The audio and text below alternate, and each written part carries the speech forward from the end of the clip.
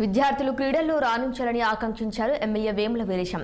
Students చదువుతో పాటు ఆటల్లో కూడా ప్రావీణ్యత సంపాదించాలన్నారు. నల్గొండ జిల్లా నగరికల్ జిల్లా పరిషత్ ఉన్నత పాఠశాలలో సీఎం కప్ మండల స్థాయి క్రీడలను ఎమ్మెల్యే వేముల వీరేశం ప్రారంభించారు. క్రీడాకారులతో కలిసి ఆయన వాలీబాల్ ఆడారు. అలాగే నగరికల్ మున్సిపల్ చైర్పర్సన్ చౌకోని రజిత కబడ్డీ ఆడి క్రీడాకారుల్లో ఉత్సాహం నింపారు. గ్రామీణ ప్రాంత విద్యార్థులను రాష్ట్ర స్థాయికి తీసుకురావాలనే ఉద్దేశంతోనే ముఖ్యమంత్రి Revanth Reddy CM cup tournament నిర్వహిస్తున్నారని వేముల తెలిపారు.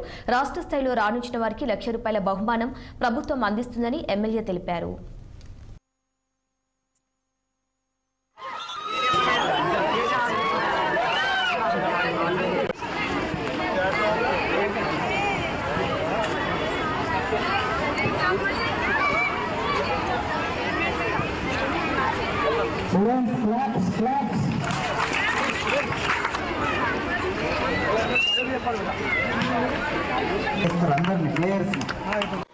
నగరికల్ మండల హెడ్ క్వార్టర్లో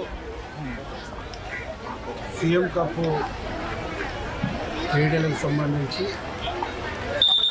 మండలంలోని అన్ని ప్రభుత్వ ప్రైవేటు పాఠశాలలో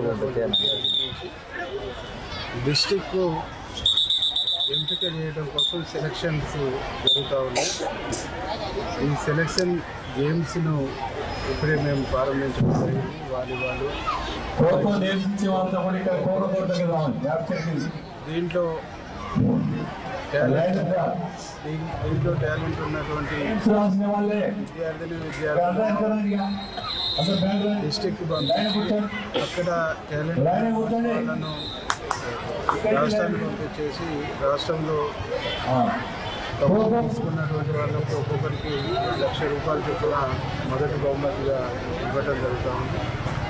గ్రామీణ ప్రాంతాల్లో కనుమరుగైపోతున్న గ్రామీణ